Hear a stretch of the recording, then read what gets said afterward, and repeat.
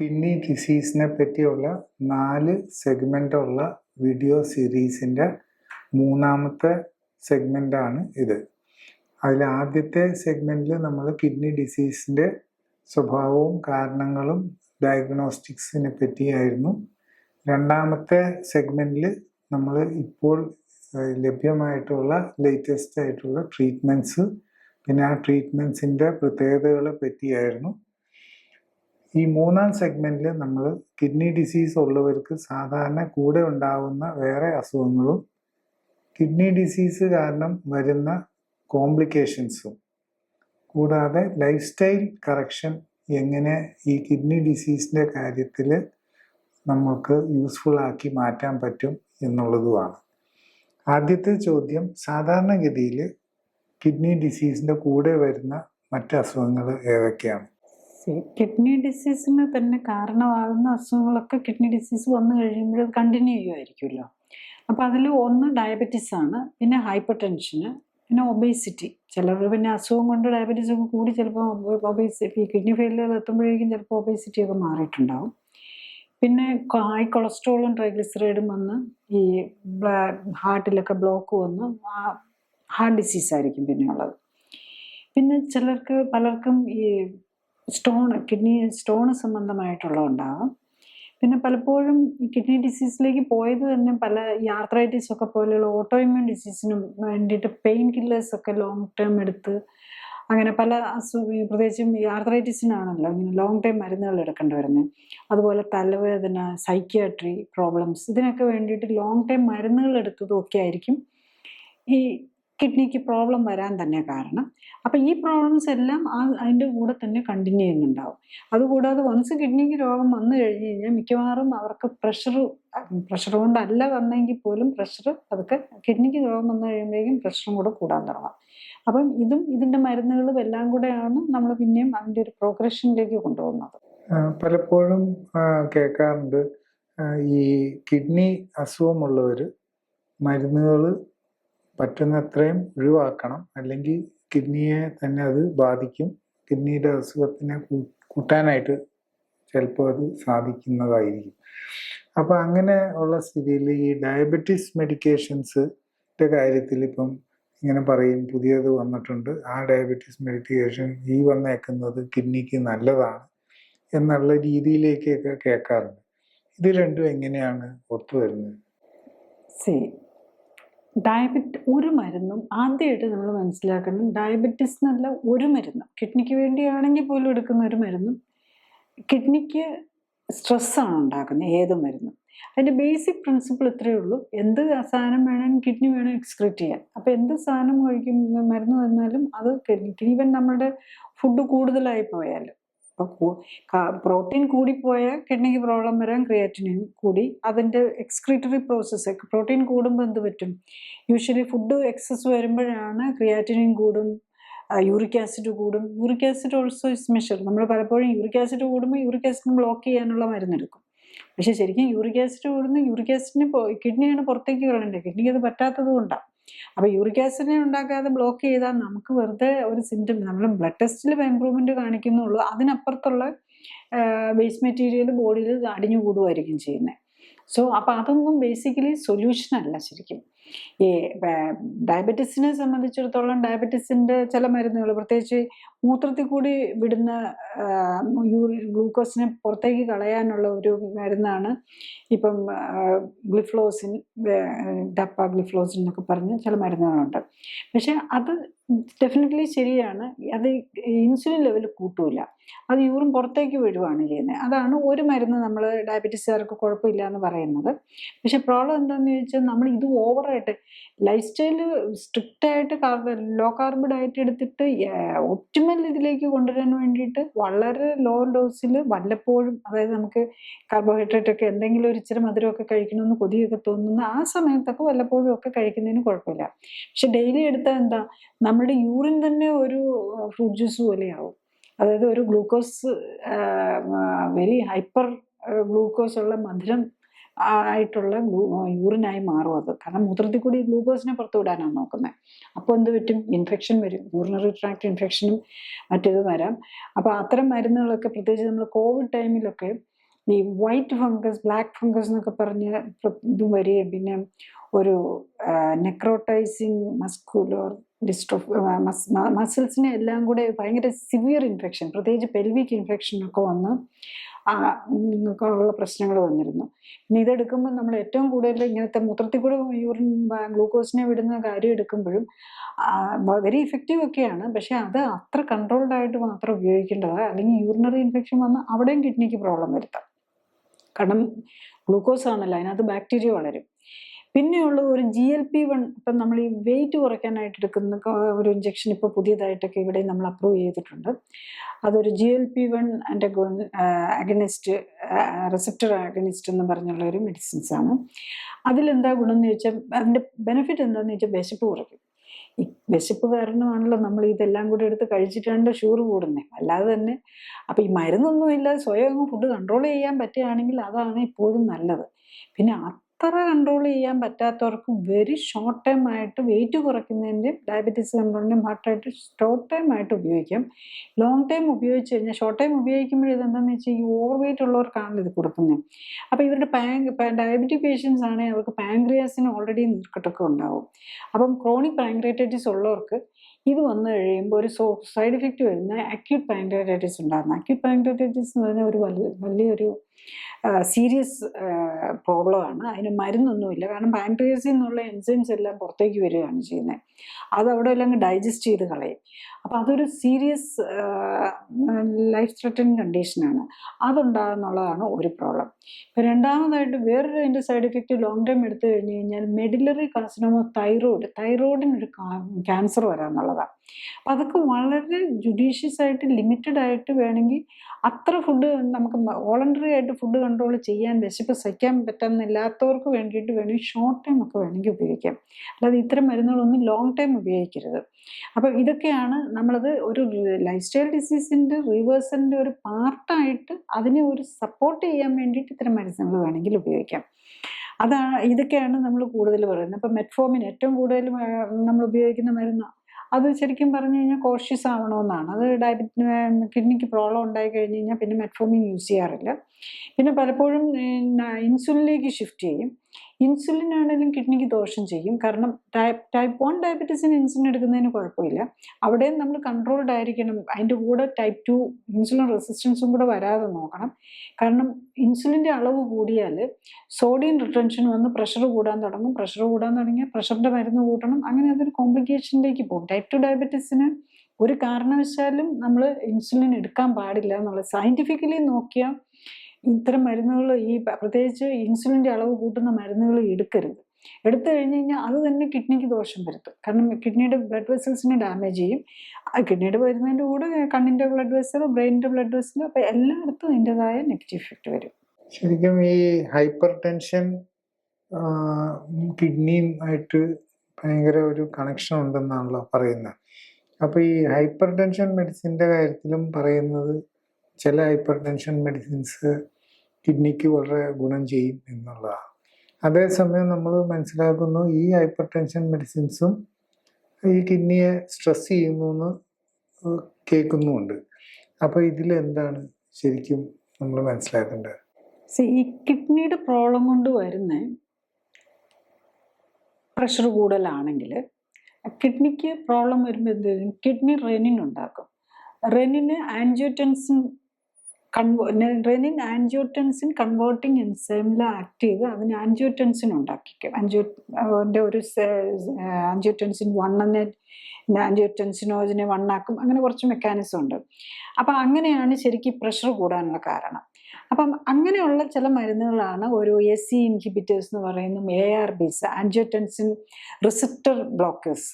അങ്ങനത്തെ ഈ അതായത് റെനിനെ ഡിഫറെൻറ്റ് ലെവലിൽ, അതായത് കിഡ്നി ഉണ്ടാക്കുന്ന റെനിൻ എന്ന് പറഞ്ഞ ഹോർമോണിനെ ഡിഫറെൻറ്റ് ലെവലിൽ ബ്ലോക്ക് ചെയ്യുന്ന ചില മരുന്നുകളാണ് നമ്മൾ ഈ കിഡ്നിക്ക് ഉള്ളവർക്ക് പിന്നെയും കൊടുക്കാമെന്ന് പറഞ്ഞു. അത് ശരിയാണ്. കാരണം ആ റെനിനെ ബ്ലോക്ക് ചെയ്യുന്ന മരുന്നുകളാണ്. പിന്നെയും ഒത്തിരി തരം മരുന്നുകളല്ലാതെ ഉണ്ട്. BP വേണ്ടിയിട്ട് ഇപ്പം ഹൺഡ്രഡ്സ് ഓഫ് മെഡിസിൻസും കോമ്പിനേഷൻസും ഉണ്ട്. അപ്പം അതിൽ ഈ 2 ഗ്രൂപ്പിനെയാണ് നമ്മൾ കിഡ്നിക്ക് പ്രൊട്ടക്ഷൻ, കിഡ്നിക്ക് ബെറ്റർ ആയിട്ട് പറയുന്നത്. പക്ഷെ ഏത് മരുന്നും അത് മരുന്നായി കഴിഞ്ഞ് കഴിയുമ്പോഴേക്കും കിഡ്നിക്ക് അതിൻ്റെ മെറ്റബോളൈറ്റിനെ ഇതിൻ്റെ വേസ്റ്റ് മെറ്റീരിയൽ വരുന്നത് കിഡ്നി വിടണമല്ലോ. അപ്പോൾ ബേസിക്കലി എൻ്റെ എക്സ്പീരിയൻസ് വെച്ച് പറയുകയാണെന്നുണ്ടെങ്കിൽ മിക്കവാറും early stage of kidney failure, stage 1 stage 2 3 even 4 വരെയും നമുക്ക് ഒരു കുഴപ്പമില്ലാതെ നമുക്ക് BP കൺട്രോൾ ചെയ്യാൻ മിക്കവാറും പേർക്ക് പറ്റും മരുന്നില്ലാതെ.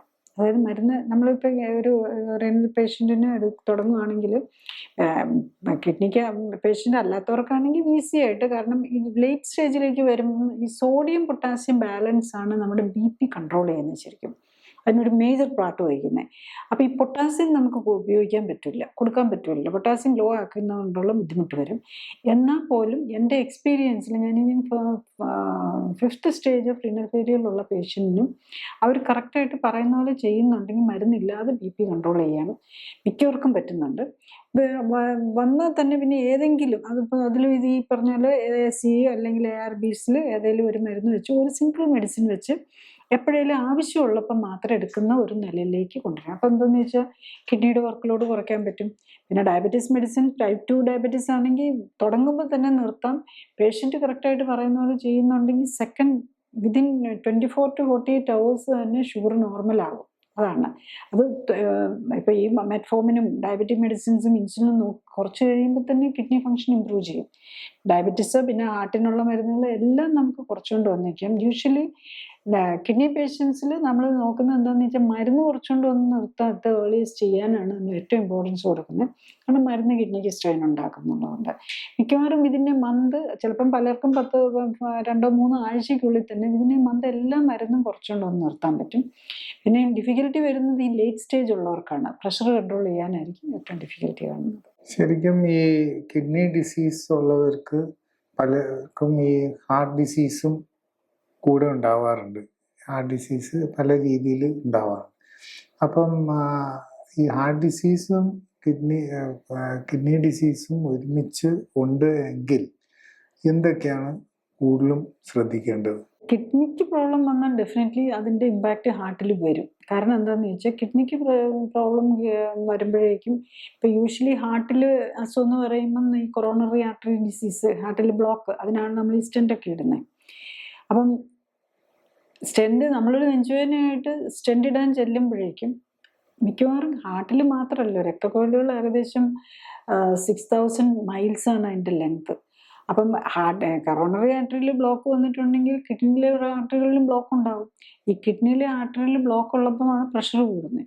പ്രഷർ കൂടുമ്പം ഹാർട്ട് മോർ സ്ട്രെസ്സാണ്, ഹാർട്ടിനെ സംബന്ധിച്ച് മോർ സ്ട്രെസ്സാണ്. അപ്പം ഹാർട്ട് ഈ മെസ്സേജ് തന്നെ എങ്ങനെയാണ്, റെനിൻ വരുമ്പം റെനിൻ ഹോർമോൺ കിഡ്നിക്ക് ബ്ലഡ് ആവശ്യത്തിന് കിട്ടാതെ വരുമ്പം റെനിൻ പുറത്തു വരും. റെനിൻ ബ്ലഡ് പ്രഷർ കൂട്ടാനുള്ള മെക്കാനിസമാണ് ചെയ്യുന്നത്. അതിനെയാണ് ബ്ലോക്ക് ചെയ്യാനായിട്ട് നമ്മൾ ഈ ARBസും ACEസും ഒക്കെ കൊടുക്കുന്നത്. അപ്പം ഈ ഹാർട്ടിൻ്റെ വർക്ക് ലോഡ്, കിഡ്നി ഡിസീസ് വന്ന് പ്രഷർ കൂടിയാൽ തന്നെ ഹാർട്ടിൻ്റെ വർക്ക് ലോഡ് കൂടും. അപ്പം അത് മനസ്സിലാക്കി നമുക്ക് അവിടെ കാരണം എന്താ, ഈ ഹാർട്ടിൽ ബ്ലോക്ക് വരാനും കിഡ്നിയിൽ പ്രഷർ കൂടാനും കാരണം എന്താ, നമ്മൾ കൊഴുപ്പ് പോയി രക്തക്കുഴലിൽ അടിഞ്ഞ് രക്തക്കുഴലിൽ നാരോ ആകുന്നു, രക്തക്കുഴലിൻ്റെ അത് കുറഞ്ഞു വരുന്നു. അപ്പം നമ്മൾ അതിന് ചെയ്യേണ്ടത് എന്താണെന്ന് ചോദിച്ചാൽ ലൈഫ് സ്റ്റൈൽ കറക്റ്റ് ചെയ്ത്, മരുന്ന് കഴിച്ചല്ല, കൊളസ്ട്രോളും ട്രൈഗ്ലിസറൈഡൊന്നും മരുന്നില്ലാതെ ലൈഫ് സ്റ്റൈൽ വെച്ച് കറക്റ്റ് ചെയ്യണം നമ്മുടെ ബോഡിയിൽ. പിന്നെ വേറൊരു ഇത് വരുന്നത് എന്താണെന്ന് വെച്ചാൽ ഹോർമോണൽ മെക്കാനിസംസിനെ എല്ലാം കൺട്രോൾ ചെയ്യുന്നത് നമ്മുടെ ഫാറ്റാണ്, പ്രത്യേകിച്ച് omega-3-6 ഫാറ്റ്. അപ്പോൾ നമ്മൾ പലപ്പോഴും കാണുന്നുണ്ട് ഈ കിഡ്നി ഹാർട്ട് പേഷ്യൻസും ഒക്കെ നട്ട്സ് നല്ലതാണെന്നും പറഞ്ഞ് കഴിക്കുന്നത്. ജനറൽ കൺസെപ്റ്റ് അതാണ്, നട്ട്സ്, കശുവണ്ടി, കപ്പലണ്ടി, ബദാം ഇതൊക്കെ കഴിക്കുന്നത് ഹാർട്ടിന് നല്ലതാണ്. ആക്ച്വലി ഈ നട്ട്സിലെല്ലാം omega-6 വെരി ഹൈ ആണ്. omega-6 ഇൻഫ്ലമേറ്ററി ആണ്.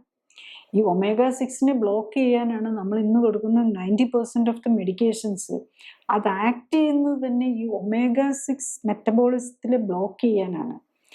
അപ്പം നമ്മളുള്ള omega-6 ഉള്ള നട്ട്സും ഈ സൺഫ്ലവർ, ഇപ്പം അത് മാറിയെന്ന് തോന്നുന്നു. പണ്ടൊക്കെ ഞാനൊക്കെ മെഡിസിനൊക്കെ പഠിക്കുന്ന സമയത്ത് ഈ കാർഡിയോളജിസ്റ്റ് ആണെങ്കിലും പറയുന്നത് സൺഫ്ലവർ ഓയിൽ യൂസ് ചെയ്യാനാണ്. അപ്പോൾ ഈ സൺഫ്ലവർ ഓയിലിൽ ശരിക്കും ഓൾമോസ്റ്റ് 70% omega-6 അപ്പം omega-6 very high, omega-3 very ലോയുമാണ്. അപ്പം അതുകൊണ്ട് ഇൻഫ്ലമേറ്ററി ലെവൽ കൂടുകയാണ് തന്നെ, അത് തന്നെ BP കൂടാനായിട്ട് കാരണം വരും. ഈവൻ ഞാൻ കാണാറുണ്ട് പേഷ്യൻസ് ഞാൻ ഇപ്പോഴും ഓർക്കുന്നു ഒരു പേഷ്യൻ്റ്, പ്രത്യേകിച്ചും ഇദ്ദേഹത്തിന് ഡയബറ്റീസ് ഉണ്ട്, ഹൈപ്പർ ടെൻഷനുണ്ട്. അപ്പം നമ്മൾ ഒരു എനിക്കൊന്ന് സ്റ്റേജ് 3 സ്റ്റേജ് എനിക്ക് അറൗണ്ട് 30 ആ റേഞ്ചിൽ, അറൗണ്ട് 20-30 ആ റേഞ്ചിലേക്ക് വന്നായിരുന്നു GFR. അപ്പം ഇദ്ദേഹത്തിൻ്റെ കൂടി ഒരു 60-ന് മുകളിലേക്ക് ഒരു സെക്കൻഡ് സ്റ്റേജിലേക്ക് എത്തിക്കാൻ പറ്റി. ഇത് കഴിഞ്ഞ് അയാളുടെ പ്രഷർ കൺട്രോൾ ചെയ്യാൻ വളരെ ഡിഫിക്കൽട്ടുള്ള ഒരാളായിരുന്നു. പക്ഷെ എന്നാലും പ്രഷർ എല്ലാം മരുന്നും നിർത്തി, ഷുഗറും മരുന്നെല്ലാം നിർത്തിപ്പോയി. അത് കഴിഞ്ഞിട്ട് പിന്നെ ഇടയ്ക്കൊരു ദിവസം വിളിച്ചു, ഭയങ്കര പ്രഷർ കൂടുതലാണ്, എന്തായിരിക്കും? അപ്പം എന്താണെന്ന് ചോദിച്ചു. നമ്മൾ ഈ പറഞ്ഞ പോലെ ഫുഡ് കഴിക്കുന്നതൊക്കെ എഴുതണമെന്നൊക്കെ ഉണ്ട്. പക്ഷെ പലപ്പോഴും ഈ കുറച്ചൊക്കെ എല്ലാം കൺട്രോൾ ആയി കഴിഞ്ഞാൽ അത്ര എഴുതുകയല്ല. അപ്പം നമ്മൾ തിരിച്ച് പിന്നെയും ചോദിക്കുമ്പോഴാണ് അദ്ദേഹം കടല 3-4 ദിവസം കഴിച്ചു, നിലക്കടല. അപ്പം ആക്ച്വലി ഈ നിലക്കടല കശുവണ്ടി എന്തോ I don't remember exactly. Actually ഈ കടല കഴിച്ചതിൻ്റെ ഇഫക്റ്റിലോ കശുവണ്ടി കഴിച്ചതിൻ്റെ ഇഫക്റ്റിൽ പിന്നെ ആ ബ്ലഡ് പ്രഷർ തിരിച്ച് നോർമലിലേക്ക് കൊണ്ടുവരാൻ 3-4 ദിവസം എടുത്തു. അത് കഴിഞ്ഞപ്പോൾ അദ്ദേഹത്തിന് മനസ്സിലാക്കി ഇത് പറ്റില്ല എന്നുള്ള കാര്യം. അപ്പം അത്ര സെൻസിറ്റീവാണ്. കാരണം ഇത് omega-6 കൂടിയാൽ അത് ഇൻഫ്ലമേറ്ററി ആണ്, അത് ബ്ലഡ് പ്രഷർ കൂട്ടും. അപ്പോൾ അത് ഹാർട്ടിന് നല്ലതല്ല. ശരിക്കും omega-3 omega-6 ബാലൻസ് 1:1 വരണം. ഇതൊക്കെ നമ്മൾ അത്ര മെറ്റിക്കുലസ്ലി നോക്കി ചെയ്യുന്നതുകൊണ്ടാണ് ഈ BP ഡയബറ്റിക് കിഡ്നി പേഷ്യൻസിൻ്റെ ഒക്കെ BPയുടെയും പ്രഷറിൻ്റെയും എല്ലാത്തിൻ്റെയും മരുന്ന് കുറയ്ക്കാൻ പറ്റുന്നത്. ഈ omega-6 ആണ് നമുക്ക് ശരിക്കും ഹീലിങ്ങിനും റിപ്പയറിനും വേണ്ടത്. അപ്പോൾ അത് കറക്റ്റ് ചെയ്യാൻ കൂടെയാണ് നമ്മൾ ഈ ക്ലിനിക്കലി സപ്പോർട്ടഡ് ലൈഫ് സ്റ്റൈൽ കറക്ഷനിൽ അതിലൊക്കെയാണ് ഇമ്പോർട്ടൻസ് കൊടുക്കുന്നത്. അതുകൊണ്ടാണ് ഇത്ര റിസൾട്ട് ഇത്ര നന്നായിട്ട് കിട്ടാനും കാരണം. പക്ഷേ അതും പേഷ്യൻറ്റും കൂടെ മനസ്സിലാക്കണം. അത് ചിലപ്പം ചില കാര്യങ്ങളൊക്കെ മനസ്സിലാക്കി കൊടുക്കാൻ തന്നെ പലപ്പോഴും ഇതാണ്, പേഷ്യൻ്റ് തെറ്റിച്ച് ചെയ്യും. അത് പിന്നെ അത് എന്താണെന്ന് കണ്ടുപിടിക്കാൻ തന്നെ ചിലപ്പോൾ ബുദ്ധിമുട്ട് വരും. ഇപ്പോൾ ഈ ആർത്രൈറ്റിസ്, വാദം, സാമവാദമൊക്കെ ഇങ്ങനെ വളരെ കൂടുതൽ കാണുന്നുണ്ട്. അപ്പം അത് ഡയഗ്നോസും ചെയ്യുന്നുണ്ട്, ആമവാദം എന്നൊക്കെ തിരിച്ചറിയുന്നുണ്ട്.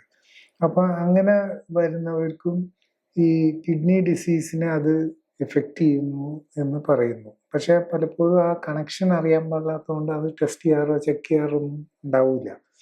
അപ്പം ഇങ്ങനെയുള്ളവർ എന്താണ് മനസ്സിലാക്കേണ്ടത്? ആർത്രൈറ്റിസ് പേഷ്യൻസ് എല്ലാം കണ്ടിന്യൂസ്ലി മെഡിസിൻ എടുക്കുന്നുണ്ടാവും. അതിപ്പോൾ റൊമറ്റോയ്ഡ് ആർത്രൈറ്റിസ് ആണെങ്കിൽ മൾട്ടിപ്പിൾ മെഡിസിൻസ് ആയിരിക്കും. ഈ ഇമ്യൂണോസപ്രസൻസ് തന്നെ 2-3-4 കാണും. പിന്നെ പെയിൻ കില്ലേഴ്സ് കൂടാതെയും കാണും. അപ്പം ഇതെല്ലാം കൂടെ നമുക്ക് കിഡ്നിക്ക് ദോഷം ഉണ്ടാക്കും. കാരണം പിന്നെ ഈ പേഷ്യൻസ് ഒക്കെ തന്നെ മിക്കവാറും ഈ ആസ്പിരിൻ പോലെയുള്ള മരുന്നുകൾ എടുക്കുന്നുണ്ടാവും. ഈ ആസ്പിരിൻ അതുപോലത്തെ ഈ അനാൽജസിക് നെഫ്രോപ്പതി അത് വേറൊരു എൻറ്റിറ്റി തന്നെയാണ്. പെയിൻ കില്ലേഴ്സ് കാരണം വരുന്ന നെഫ്രോപ്പതി വരാം. അപ്പം അത് ഈ പെയിൻ കാരണം നമ്മൾ മരുന്നെടുത്തു പോകുമല്ലോ, അതാണ് ഇതിനകത്ത് വരുന്നത്. ഈവൻ ഓസ്റ്റിയോആർത്രൈറ്റിസിന് വേറെ എന്താ ട്രീറ്റ്മെൻ്റ് ഉള്ളത്? ആകെ പെയിൻ കില്ലേഴ്സ് കൊടുക്കാൻ, ഇപ്പോൾ മോഡേൺ മെഡിസിനിൽ കൊടുക്കാനുള്ളത് പെയിന് മരുന്ന് കൊടുക്കാം, പിന്നെ എല്ലാം മുട്ട് മാറ്റി വയ്ക്കാം. ഈ 2 ഓപ്ഷനേ ഉള്ളൂ. അവിടെ മോഡേൺ മെഡിസിനിൽ ഒരു മോഡേൺ സർജിക്കൽ മെഷേഴ്സ് ഇത് 2 ഉള്ളൂ. മെഡിസിന് പെയിൻ കില്ലർ, സർജറിയാണെങ്കിൽ മുട്ട് മാറ്റി വയ്ക്കാം. ഈ ഓപ്ഷൻസേ ഉള്ളൂ. ഇത് അപ്പം ആക്റ്റീവായി പോയി മുട്ട് മാറ്റി വയ്ക്കില്ല. അപ്പം ഇതിന് എല്ലാം ഇങ്ങനെ മരുന്നുകൾ ഇങ്ങനെ കണ്ടിന്യൂസ് ആയിട്ട് എടുത്തുകൊണ്ടിരിക്കും. ആക്ച്വലി ഓസ്റ്റിയോആർത്രൈറ്റിസ് ആണെങ്കിലും ഏത് ആർത്രൈറ്റിസ് ആണെങ്കിലും, റൊമറ്റോയ്ഡ് ആർത്രൈറ്റിസ് ആണെങ്കിലും മറ്റേ സോറിയാറ്റിക് ആർത്രൈറ്റിസോ ആങ്കിലോസിസ് സ്പോണ്ടിലൈറ്റിസോ എല്ലാത്തിൻ്റെയും ബേസിക് റീസൺ കിടക്കുന്നത് ലൈഫ് സ്റ്റൈലിലാണ്. അപ്പം ഇതൊക്കെ പലതും ഓട്ടോ ഇമ്മ്യൂൺ ഡിസീസാണ്. ആക്ച്വലി ഇതെല്ലാം ബേസിക്കലി ഇപ്പം നേരത്തെയൊക്കെ ഓസ്റ്റിയോആർത്രൈറ്റിസ് നമ്മൾ ഈ മുട്ടിന് വരുന്നതിന് നമ്മൾ ഓസ്റ്റിയോആർത്രൈറ്റിസ് ഓട്ടോ ഇമ്മ്യൂൺ കാറ്റഗറി അല്ല എന്ന് പറയാം. ആക്ച്വലി ഇത് ഓട്ടോ ഇമ്മ്യൂൺ ഡിസീസ്. അതിൽ മെയിൻലി അഫക്റ്റ് ചെയ്യുന്നത് അതിൻ്റെ ഈ തരുണാസ്ഥി അല്ലെങ്കിൽ കാർട്ടിലേജ്, ഈ ബോണിൻ്റെ എൻഡിലാണെന്നുള്ളത്. അതുകൊണ്ടാണ് ഈ ബോണിൻ്റെ എൻഡിലെ ഈ നമ്മളുടെ ഇമ്മ്യൂൺ സിസ്റ്റം അതിനെ അറ്റാക്ക് ചെയ്ത് അതിന് ഇല്ലെന്നായി പോകും. അതാണ് നമ്മൾ ഡിജനറേറ്റീവ് ഡിസീസ് അല്ലെങ്കിൽ തേയ്മാനം എന്നൊക്കെ പറയുന്നത്. അതായത് അതിൻ്റെ തരുണാസ്ഥി ഇല്ലെന്നായി പോവുകയാണ് ചെയ്യുന്നത്. അപ്പോഴേക്കും അത് ബോൺ തമ്മിൽ കൂട്ടിമുട്ടി വേദന എടുക്കാൻ തുടങ്ങും. അപ്പം ഇതിലൊക്കെ നമ്മൾ മനസ്സിലാക്കിയാൽ മതി. ഒരു 10 ഇപ്പം ഓസ്റ്റിയോആർത്രൈറ്റിസ് ഉള്ള പേഷ്യൻ്റ് ആണെങ്കിൽ 10-15 കിലോ കുറച്ചാൽ മാറാത്ത ഓസ്റ്റിയോആർത്രൈറ്റിസ് ഒന്നും ഇല്ല. പിന്നെ അതിനുള്ള അത് ചെയ്യാമെങ്കിൽ നമ്മൾ ഇപ്പം കാലൊക്കെ വളഞ്ഞു പോയ ഓസ്റ്റിയോആർത്രൈറ്റിസും ഈവൻ ഡിഫോമിറ്റി വന്ന പേഷ്യൻസും ഒക്കെ എനിക്ക് എക്സ്പീരിയൻസിൽ നിന്ന് ഞാൻ പറയുന്നത് അവരുടെയൊക്കെ മരുന്നുകൾ നിർത്താനും പറ്റും. പിന്നെ ഒരാൾ പുറത്തായി നോക്കി കറക്റ്റായിട്ട് ചെയ്തിട്ടുള്ള പിന്നെ ഈ മുട്ട് മാറ്റി വയ്ക്കണമെന്നൊക്കെ പറഞ്ഞ് പേഷ്യൻസ് നമ്മൾ ഇതിലേക്ക് വന്നു കഴിഞ്ഞിട്ട് ഒരാളും പിന്നെ പോയി മുട്ട് മാറ്റി വയ്ക്കേണ്ട വന്നിട്ടില്ല എന്നുള്ളതാണ്. ഈവൻ നന്നായിട്ട് വളഞ്ഞു പോയ പലപ്പോഴും പലരുടെയും വളഞ്ഞു പോകും. അതുപോലെ റൊമറ്റോയ്ഡ് ആർത്രൈറ്റിസ് പേഷ്യൻ്റ് ആണെങ്കിലും പലപ്പോഴും ഈ ഹാൻഡിനുമൊക്കെ ഡിഫോമിറ്റി പോലും കുറച്ചുകൊണ്ട് വരാൻ പറ്റും എന്നുള്ളതാണ്. only thing നമ്മൾ അതിനുള്ള അത് കറക്റ്റ് വേയിൽ ലൈഫ് സ്റ്റൈൽ കറക്റ്റ് ചെയ്യാനായിട്ട് മനസ്സിലാക്കി അത് ചെയ്യണം എന്നുള്ളതാണ്. ഈ കിഡ്നി ഡിസീസിനെ പറ്റി പറയുമ്പോൾ സാധാരണ ഈ കിഡ്നി ഡിസീസ് വന്നു കഴിഞ്ഞാൽ പിന്നെ അതിൻ്റെ തുടർച്ചയായിട്ട് അതിൻ്റെ കുറേ കോംപ്ലിക്കേഷൻസ് വന്നു കൂടുന്നതായിട്ടാണ് കാണുക. അപ്പം ശരിക്കും പറഞ്ഞാൽ ഏതെങ്കിലും ഒന്നിൽ തുടങ്ങും, പിന്നെ അടുത്തത് ഡയഗ്നോസ് ചെയ്ത് അങ്ങനെ കൂടി വരും. അപ്പം ഇതിനെപ്പറ്റി ശരിക്കും പേഷ്യൻസും അവരുടെ കൂടെ ഉള്ളവരും എന്താണ് മനസ്സിലാക്കേണ്ടത്? കിഡ്നി ഫെയിൽ ചെയ്ത് കഴിഞ്ഞ് കഴിഞ്ഞാൽ നമ്മൾ ഈ എക്സ്ക്രീറ്ററി, അതായത് വേസ്റ്റ് പോകാത്തതിൻ്റെ കൊണ്ട് നമ്മൾ ക്രിയാറ്റിൻ കുറയ്ക്കാൻ മരുന്നൊന്നുമില്ല, ആകെ നമുക്ക് പ്രോട്ടീൻ കുറയ്ക്കാന്നേ ഉള്ളൂ. യൂറിക് ആസിഡ് കുറയ്ക്കാൻ മരുന്നുള്ളതുകൊണ്ട് ശരിക്കും ക്രിയാറ്റിൻ കൂടുന്നു യൂറിക് ആസിഡ് കൂടുന്നു ഒരേ കാരണം കൊണ്ടാണ്. പക്ഷേ യൂറിക് ആസിഡിന് പുറകെ മരുന്നുള്ളത് കൊണ്ട് വേഗം യൂറിക് ആസിഡിന് മരുന്നെടുത്ത് കഴിക്കും. അപ്പോൾ അതും ദോഷം ചെയ്യുകയാണ് ശരിക്കും ചെയ്യുന്നത്. അപ്പം മിക്കവാറും കിഡ്നി പേഷ്യൻസിനെല്ലാം അവിടെ ഇവിടെയൊക്കെ കുറച്ച് ജോയിൻറ്റ് പെയിനും മസിൽ പെയിനും ഒക്കെ ഉണ്ടാവും. അതെല്ലാം ഗൗട്ടാണെന്നും കരുതിക്കൊണ്ട് ഗൗട്ടി ആർത്രൈറ്റിസിന് ആണ് ശരിക്കും പറഞ്ഞു കഴിഞ്ഞാൽ ഈ ഫ്ലവോക്സേറ്റ് ഒക്കെ പോലെയുള്ള യൂറിക് ആസിഡ് കുറയ്ക്കാനുള്ള മരുന്നെടുക്കണ്ടേ. അങ്ങനത്തെ മരുന്നെടുക്കുന്നത് ശരിക്കും പറഞ്ഞ് ദോഷമാണ് ചെയ്യുന്നത്. അപ്പം അതൊക്കെ പഴയ കൺസെപ്റ്റ് ഓഫ് മെഡിക്കൽ ഇതിലങ്ങ് വന്നു പെട്ടിരിക്കുന്നത്, അതൊക്കെ ഇപ്പോഴും ഒന്ന് കണ്ടിന്യൂ ചെയ്ത് പോകുന്നുണ്ടെന്നുള്ളതാണ്.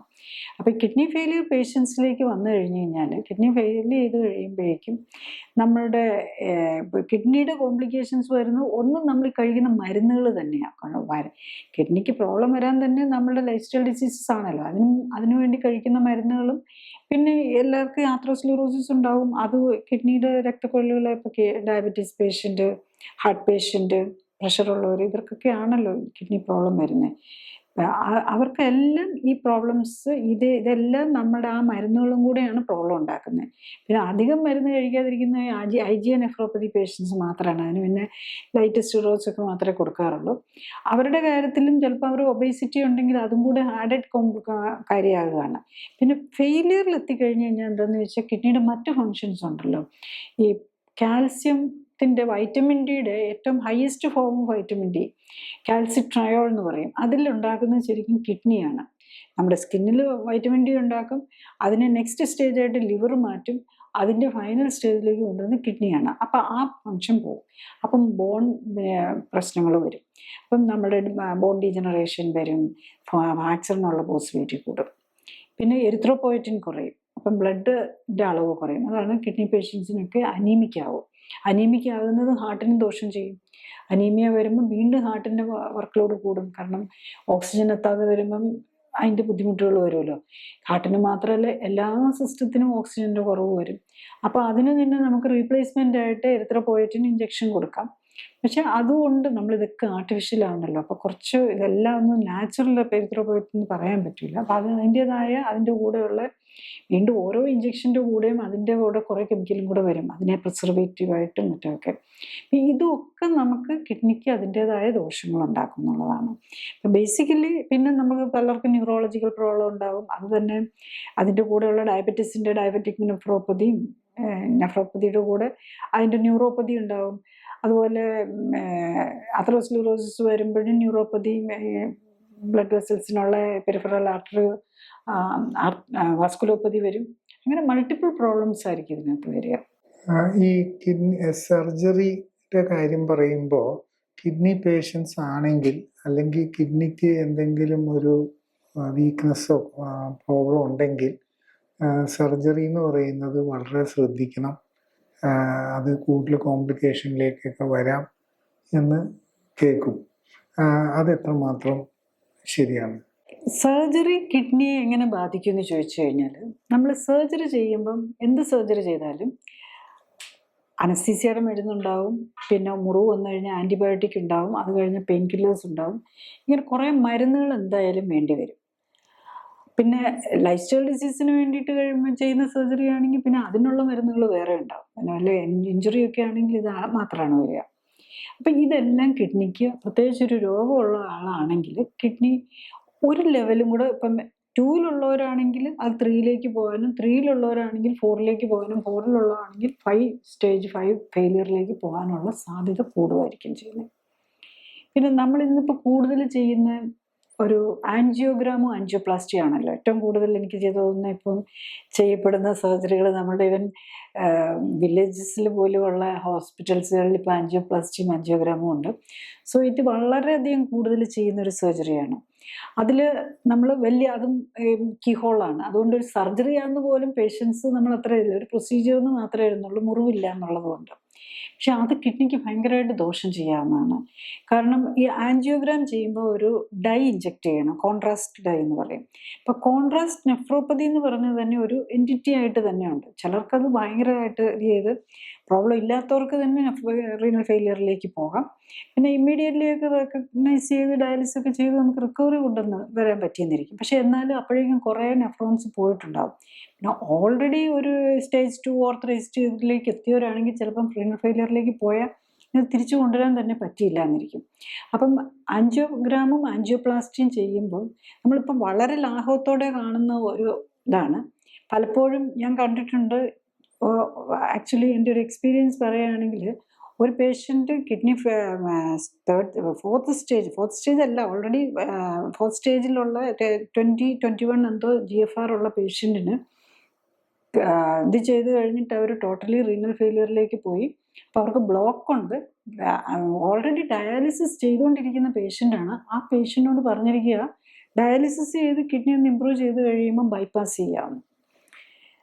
നമ്മളീ ഇപ്പം ഇത്രയും ഹോസ്പിറ്റൽസും ഇതെല്ലാം വന്നിരിക്കുമ്പം സ്പെഷ്യലിസ്റ്റ് എല്ലാം അവരുടെ കാര്യം മാത്രമേ ചിന്തിക്കുന്നുള്ളൂ. ഹാർട്ട് ബീറ്റ് ഡോക്ടർ ഹാർട്ടിൻ്റെ കാര്യം, ഹാർട്ടിന് ബൈപ്പാസ് ചെയ്യാം. അവർക്കിപ്പം കിഡ്നിയെക്കുറിച്ച് അവർക്ക് ചിന്തിക്കുന്നില്ല. കിഡ്നിയുടെ ഡോക്ടർ കിഡ്നിയുടേത് മാത്രം നോക്കുന്നു.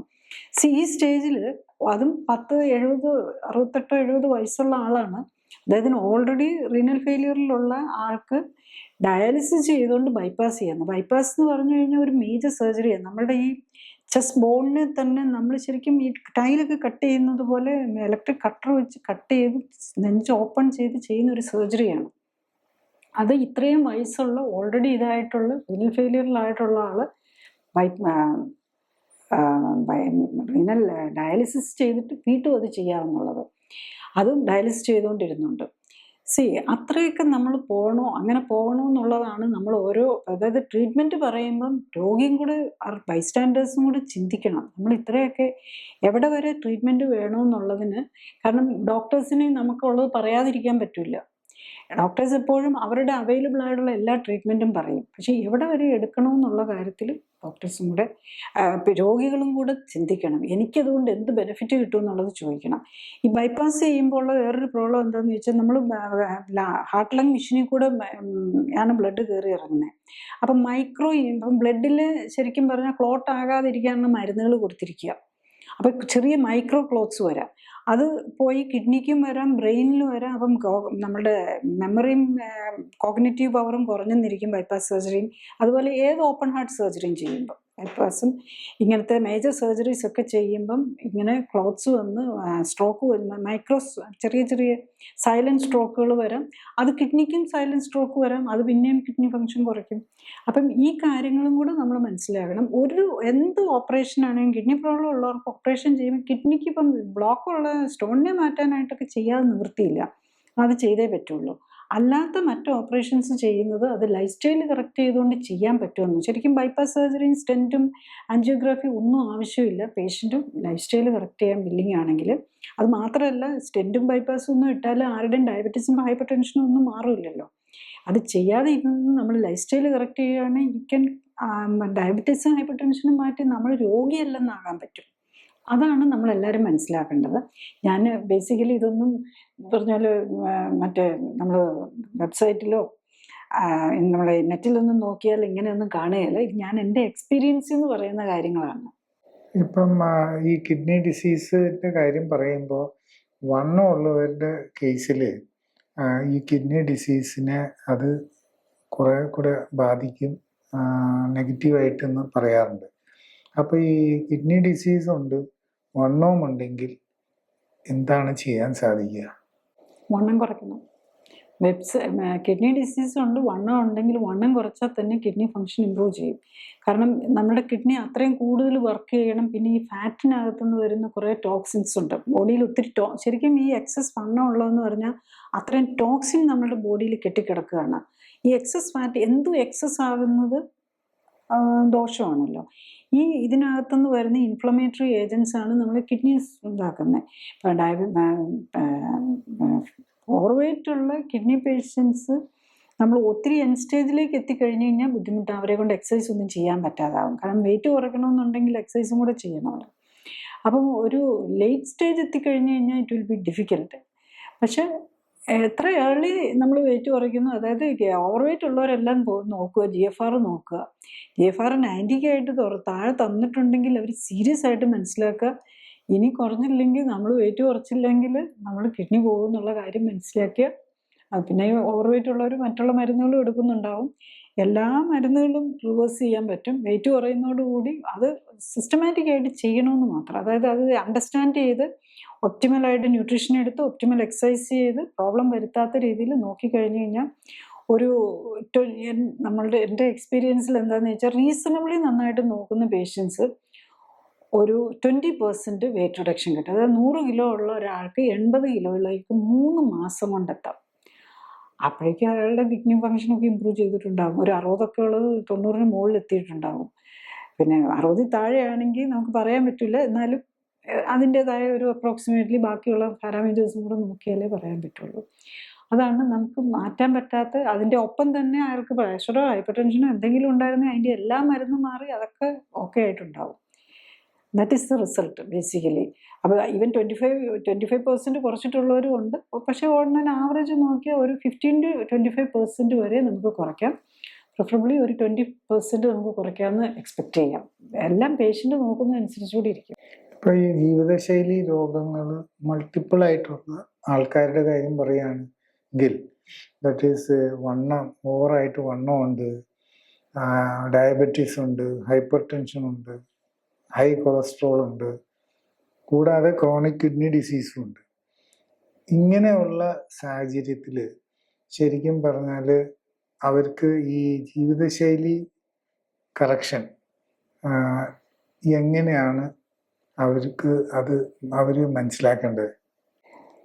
ജീവിതശൈലി അവനവൻ നോക്കുമ്പോഴത്തത് ഒന്നും എനിക്ക് പറയാൻ പറ്റില്ല. ഇപ്പം കാരണം ഓരോരുത്തരുടെ അണ്ടർസ്റ്റാൻഡിങ് കറക്റ്റ് ലൈഫ് സ്റ്റൈലിനെ കുറിച്ചും ഫുഡിനെ കുറിച്ചും ഒക്കെ. ഇപ്പോൾ പേഷ്യൻ്റ് ഞാൻ ഇതാണ് രാവിലെ കഴിക്കുന്നത്, ഉച്ചയ്ക്ക് കഴിക്കുന്നത്, അങ്ങനെ ഒന്നും പറഞ്ഞ് നമുക്കൊരു ഡയറ്റ് ചാർട്ടൊന്നും കൊടുത്തൊന്നും ഇതൊന്നും നടക്കുകയില്ല. അതാണ് എൻ്റെ എക്സ്പീരിയൻസ്. നമ്മൾ ഒരു സിസ്റ്റമാറ്റിക് ആയിട്ട് ഫുഡ് ആ ന്യൂട്രീഷന് കൊടുത്ത് എക്സസൈസ് പഠിപ്പിച്ചു കൊടുത്ത് അങ്ങനെ ചെയ്യുന്ന, അതായത് ഞാൻ ക്ലിനിക്കലി സപ്പോർട്ടഡ് ആയിട്ട് ചെയ്യുന്ന ലൈഫ് സ്റ്റൈൽ കറക്ഷൻ ചെയ്യുമ്പം ഇതെല്ലാം ലൈഫ് സ്റ്റൈൽ ഡിസീസിലാണല്ലോ വരുന്നത്.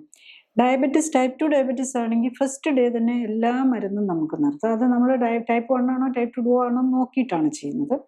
ഇൻസുലിൻ, ബോഡി ആവശ്യത്തിന് ഇൻസുലിൻ ഉണ്ടാകുന്നുണ്ടെങ്കിൽ ഇൻസുലിനും ഡയബറ്റീസ് എത്ര മരുന്ന് കഴിക്കുന്നുണ്ടെങ്കിലും നമുക്കത് നിർത്താം. പിന്നെ പ്രഷറിൻ്റെ മരുന്നാണെങ്കിൽ വിതിൻ ഫ്യൂ ഡേയ്സ് തന്നെ പ്രഷർ കുറയാൻ തുടങ്ങും.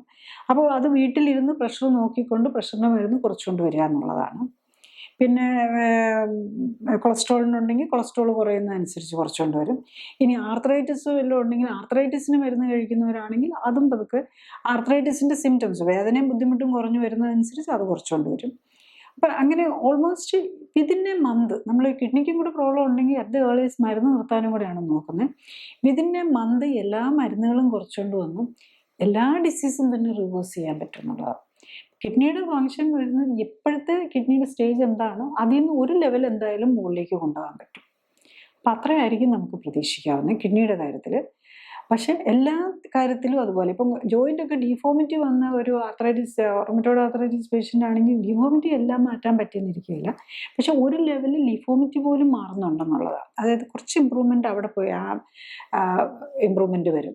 പിന്നെ എല്ലാം ഡിപ്പെൻസ് ഓൺ പേഷ്യൻറ്റിൻ്റെ ഇൻട്രസ്റ്റും പേഷ്യൻറ്റിൻ്റെ മനസ്സിലാക്കാനുള്ള കഴിവും ഒക്കെയാണ്. ഇപ്പം നമ്മൾ മെമ്മറിയും പോയി, റീനൽ ഫെയിലിയർ 5 സ്റ്റേജ് എത്തി, പ്രായമായി, അതിന് കൂടെ ഡയബറ്റീസും ഹൈപ്പർ ടെൻഷനും വന്ന് ബ്രെയിനും മെമ്മറിയും ഡെമെൻഷ്യയും എല്ലാം വന്ന പേഷ്യൻ്റ് ആണെങ്കിൽ അത്ര നന്നായിട്ട് നോക്കാൻ ബൈസ്റ്റാൻഡ് കൂടെ ഉള്ളവർ അതുപോലെ സപ്പോർട്ടീവ് ആണെങ്കിൽ മാത്രമേ ചെയ്യാൻ പറ്റുള്ളൂ. അതായത് പേഷ്യൻ്റെ ബേസിക് ഇൻ്റലിജൻസും അത് ലൈഫ് സ്റ്റൈൽ കറക്ഷൻ മനസ്സിലാക്കി എടുത്ത് ചെയ്യാനുള്ള കഴിവും അതിനുള്ള ബേസിക് ആരോഗ്യം ഉണ്ടാവും.